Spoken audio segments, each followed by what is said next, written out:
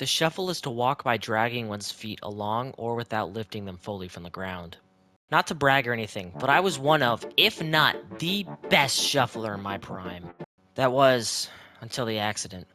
A permanent brain injury caused by Popeye's chicken sandwiches left me unable to shuffle. Even if I tried, my feet would lift themselves against my will. Now I live my days as a police officer. Saving the day, getting shot, kind of boring to be honest. One day, we were tasked with a special mission. A mission that changed my life. We were tasked with actually, I don't remember. All I know is me, my love interest Barry, and the totally not double-crosser Wesker were about to enter this really cool haunted house. We got attacked by hellhounds from Black Ops 2. While running, I saw a man I've never seen before. And with a bang, the stranger shot me. I awoke in the mansion to a horrid realization. The bullet must have reversed the effects of the Popeye's chicken sandwich. I was forced to shuffle wherever I went. Wesker told us that we should split up and look for clues, and that he totally wouldn't be doing anything illegal. So I was off, shuffling my way through the mansion. The rules are obvious. I'm not allowed to move using the up or down D-pad buttons. I also can't use the joystick. So how do I move? In the Resident Evil remake, you can aim. And when you do, you take a slight step backwards. Repeating this, you can shuffle your way across the whole mansion. Through my research, I found out the knife is the fastest way to move. So, knife in hand, we enter the world of shuffle horror. Also, I'm going to be playing as Jill on easy mode. Before you yell at me, I'm pretty sure it's almost impossible on normal, because when aiming, you track on enemies, meaning that the only way to freely move is to kill every single enemy, which is going to come back and bite me if I do. Anyways, with the rules established, let's enter the world of shuffle horror. Shuffling down the hall, we find a strange pool of red paint. Barry decides to examine the red paint for a while to try to figure out what hue it is. Entering the next room, I encounter my first zombie. Now, around a minute into the run, we encounter the first issue. I tried to avoid the zombie in order to save ammo, but after being bitten twice, I decided to bite the bullet and open fire. While the zombie was on the ground, I managed to fight the auto-aim and shuffle myself close enough to the door before opening it. I return to Barry, who tells me the paint is electric red, before the zombie walks to the door. Barry, being the hunk he is, kills the zombie without showing any fear. What a stud. We leave the dining room to go and report back to Wesker. But he's gone! After, I kid you not, 2 minutes of doing nothing but shuffling, Barry finally ends my boredom and gives me the lockpick. We split up and I realize, I can't push stuff. Meaning I can't get the first floor map. Thankfully, it's not really necessary, but the inability to push anything might come back to bite me. But that's a future me problem. Right now, all I gotta do is go and get the arrowhead from the second floor. On my way, I got back some of my health using some herbs. For those who don't know, herbs are how you heal. In the arrow hall, I killed the zombie before collecting the arrow. Examining it, I removed the tip. I enter the dining hall's second floor and try to avoid killing the zombie, but in the end, I'm forced to kill him. I get a whiff of that dead air and grab the shotgun shells before opening the tomb.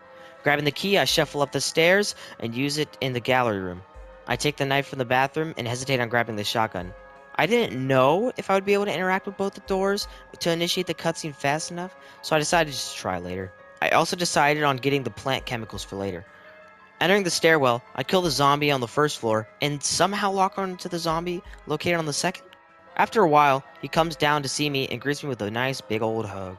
I shoot him in the face. Entering the save room, I grab the canteen and collect free ammo before saving for the first time after 30 minutes.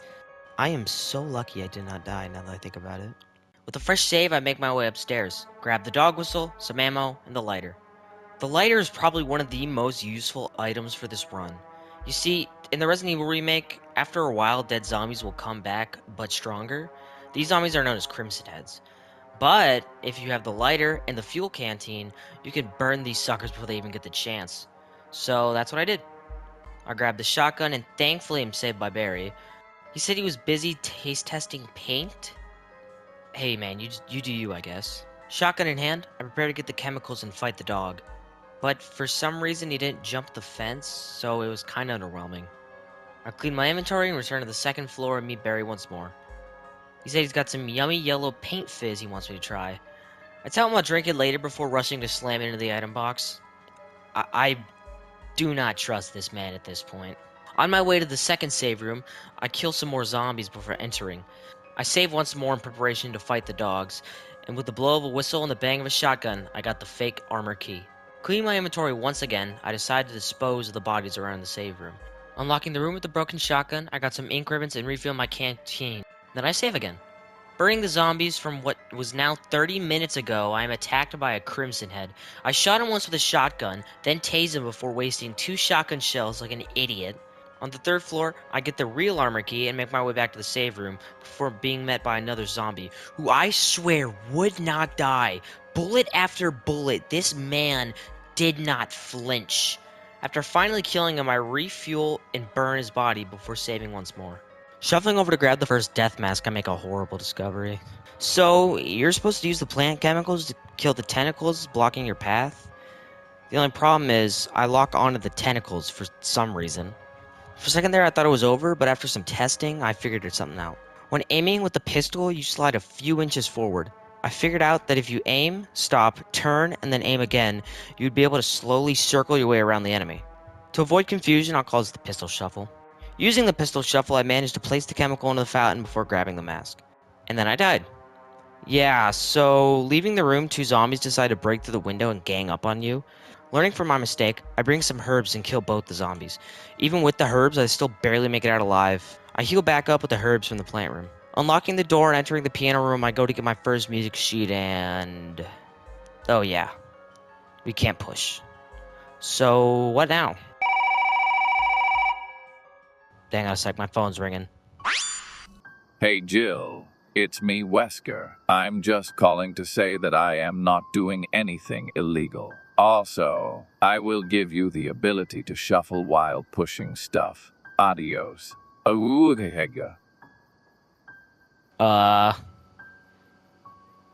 Thanks? So I guess I can push now.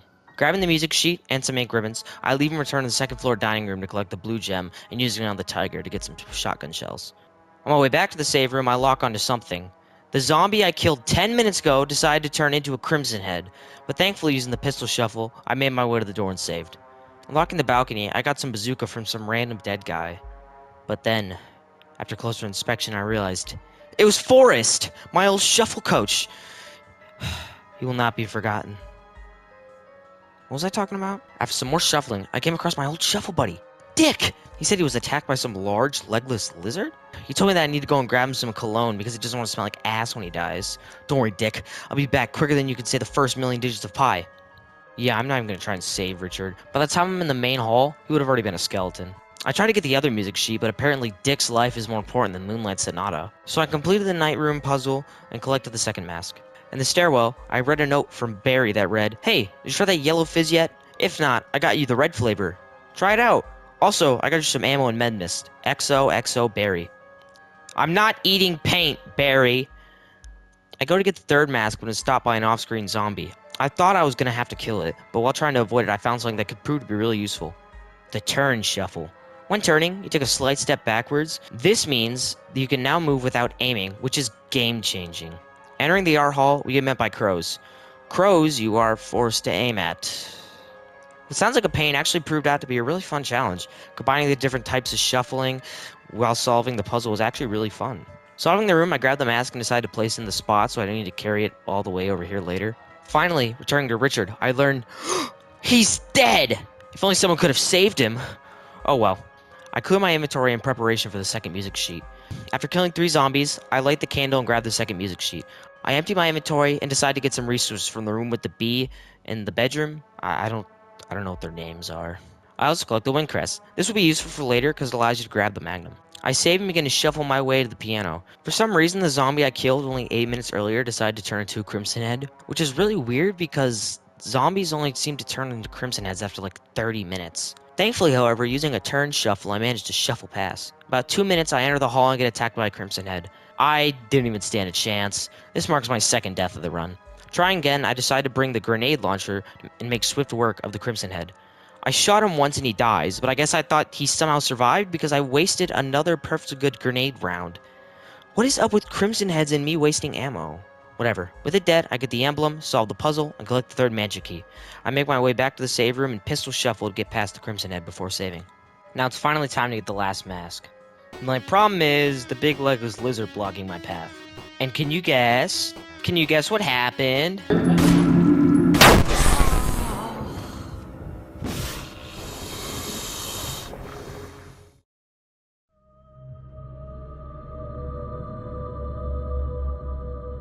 Was that the bite? Trying again, I bring the grenade launcher and pray maybe I can shoot the snake away. As it turns out, you can. I've got an achievement for doing this. Grabbing the mask, I feel a little funny. Maybe it had something to do with the poisonous snake, but there's no way to be sure. I wake up healed in the save room. I take the mask and prepare to fight the Super Crimson Head. Just like the other Crimson Heads, I waste ammo. 2 whole grenade rounds. At this point, I think it's a curse. Grabbing the stone and metal object, I return to the save room, before going through the art gallery to get to the courtyard faster. And finally, after 4 hours, we leave the mansion. But don't you worry, it will be back. I walk down the forest path, solve the guard dog puzzle, and enter the graveyard. A graveyard full of crows. Unlike the gallery, navigating these crows sucked. I used the turn shovel the whole way, and it took me like 2 minutes. I entered the cabin and grabbed the crank before saving. And then, I heard the front door slam open and feared I was going to prison for breaking and entering while armed and committing theft and I guess homicide? I mean, they're already dead. Thankfully, it was just the homeowner. And after she dished out some corporal punishment, she made sure I was okay. So now I'm cornered. I figure out she goes down after a few shotgun shells, and thankfully this gives you a small window of time to shuffle away. The only problem is, by the time I discovered this, I wasted over 7 shells and decided to just let her kill me. Is this suicide? I don't know. Like, 4th death of the run. So, I accidentally deleted this next segment of the video, and I basically just had to go and replay through the whole part again. So, I'll make sure to tell you when we get back to the main run. Alright. After persuading Lisa Trevor to let me pass, I make my way back to the graveyard and shuffle in order to get the Magnum. But somehow I anger the crows, but after a long, hard battle, I emerge victorious and grab the Magnum. I return to the item box and heal. You'll see why later. I used the crank and am met with more crows. These, however, were thankfully a lot easier to navigate. And then, we reach the snake hallway. Imagine crows, but they're poisonous and surround you. Oh god, yeah, it sucks. After 3 minutes of pain, I make it to the door with no health and a few hundred bite wounds. Thankfully, there are some blue herbs. Blue herbs stop the poison effect. I shuffle down the hall and fear the bees are gonna come, but then realize they thankfully only show up when you take the map. I get the residence key and open the ladder to the shark room. Grabbing the other key, I don't remember its name, I save. I also grab the shotgun shells from the bar. We enter the shark room and do the box puzzle before we come across the hardest part of the run. Neptune is one of the bosses in Resident Evil. A boss that you can only defeat after getting the other side of this room. 2 normal-sized sharks stop you from just shuffling across, and if you're not to the other side of the room in time... yeah... But that sounds easy. Use the self-defense gun in order to one-tap the first shark, and then use the Magnum to finish off the second. Then you could just freely shuffle to the other side. But I tried over and over and over, and I am pretty sure Neptune's skill is not time-based, and instead RNG-based, which means you gotta be lucky. Eventually I just started running down to test if it was even possible to get past the room. I mean, can you blame me? This push puzzle is really boring. After 6 attempts, I got the idea that maybe killing the sharks is the reason I was dying, so I had the idea to bring a ton of heals and just tank my way through. Nope. Maybe I could, what if I... There was an attempt where I came close to the door, and I have no idea why. Maybe it has something to do with the music and how it fades away sometimes. There are just too many variables to be sure. The only way you could feasibly pass this section is if you save Richard as Chris. That is, if you can even save Richard. And so, this marks the end of the challenge. Of course the video isn't over. I still gotta beat the rest of the game. What, are you crazy? So I run across the room and enter the door. I do the very intense drainage segment, in which somehow I almost die. I drain the water, climb down the ladder, and grab some magnum ammo and grenade rounds that are just lying around for some reason. Like, seriously, this place has been flooded. Who has been down here? I kill Neptune and celebrate just like Captain Ahab. Wait, did he even kill the whale? Oh, the whale killed him. He just like me, for real. I then decided to go on the long, agonizing journey of using the V-Volt to kill the plant without wasting ammo. And trust me, I will need that ammo. Also, I returned to the bar to grab the book because somehow I missed it earlier. Using the Vival on the plant roots, I solved the book puzzle, and can I just say, what kind of book series is Bondage with Blood? Why do these spines all line up to make a woman? How does it open a door? You know what? I'm getting off topic. I saved because I just spent 15 minutes getting the V-Bolt, and I am not risking it. Entering the room, the plant grabs me. Barry rushed in the room before being grabbed as well. Barry then kindly asked to be put down using his new plant communicator 3000. The plant dies, and I grab the key before leaving Barry, and soon meeting Wesker about 2 seconds later. I thank Wesker for helping me earlier, then he just leaves again. I save once more in preparation for the hunters. Now, it's time to finally return to the mansion! More snakes! Thankfully I grabbed a blue herb earlier. Entering the mansion, we meet our first hunter. And I wasted a grenade round. Again. We enter this room and... Yep, we're stuck again. So I run to complete the puzzle. Entering the basement after getting the book, I kill 2 spiders and 2 zombies. I grab as much as I can, some handgun ammo, grenade rounds, and magnum bullets. And I have no room to grab the battery, so we'll have to come back for that in a little bit. Returning to the 3rd floor, we are met with Jan once more. Thankfully, unlike other snakes, Jan kindly pushes me towards the ladder. I thank him with acid to the face. Grabbing the 2nd book, I enter this room, and god damn it, we're stuck again. Yeah, so you have to like race this bird thing to the other side of the room before it locks up the gem somehow. So after grabbing it, I go to this room and get the other box. Returning to the art gallery, I open up the Spencer door and get the metal object. Then I save. It was at this moment I snapped. I realized I was done being pushed around. Those damn anti-shufflers and their walking. I was gonna rid this mansion of those anti-shufflers if the last thing I do. And all I need is a shotgun.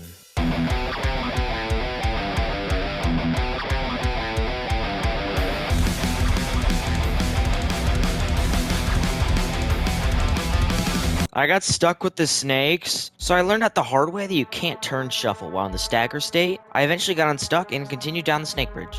I put the thing in the thing, turned the thing, and entered the caves. After some cave shenanigans, I find Enrico. He gets shot and I'm too stunned to chase the perpetrator. I search his corpse for some goodies and grab the crank.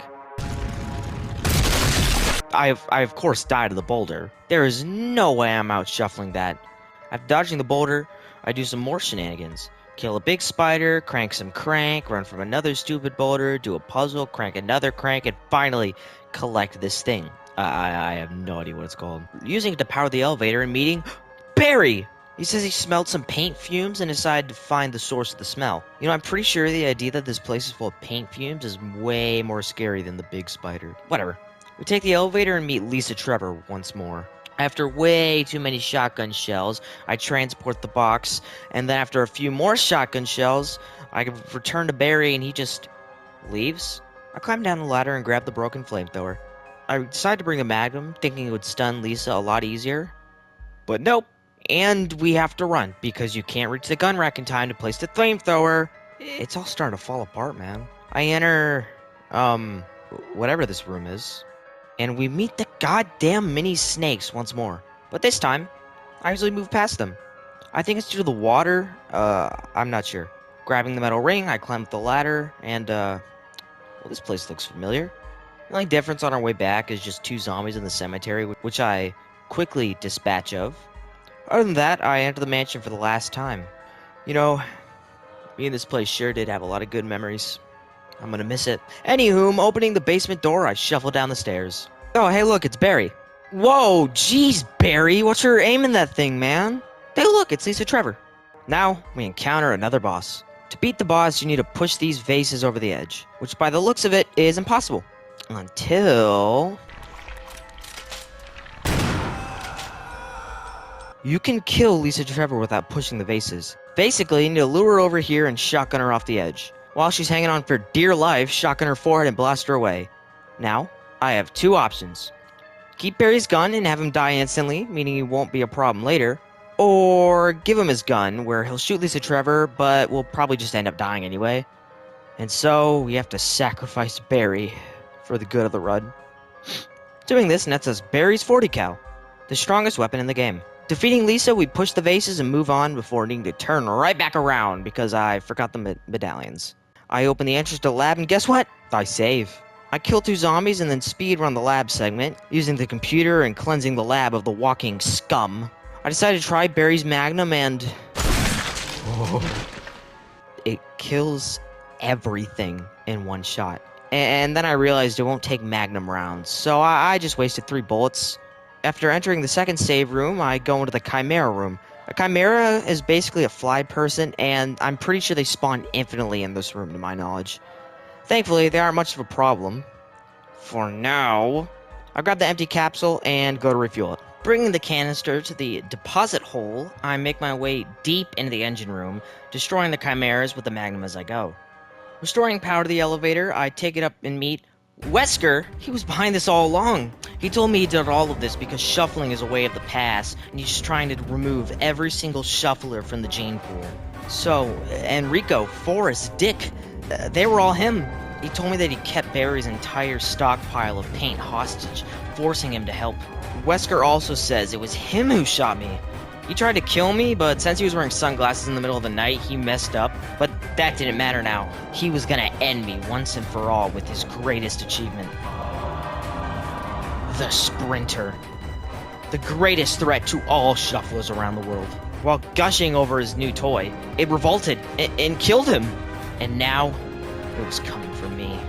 I equipped Barry's gun aim, and with one final shot, end Wesker's forward plans. Now it's time to go home. Setting off the flare, I board and begin to reflect on what the hell just happened. While everyone I loved and cared about just died, I survived. Of course, now with a permanent disability. But as I sit here, I think to myself, maybe the real journey were the friends we made along the way. Oh wait, all my friends are dead. And with that, we have a final time of... Jill, you did a fine job. Whoa. That's not bad. 9 hours and 40 minutes. I guess the game doesn't account for deaths, and also since I knew what I was going to do, I got through it a lot faster. Anyways, thanks for watching. I hope you enjoyed, and subscribe for more. Bye-bye.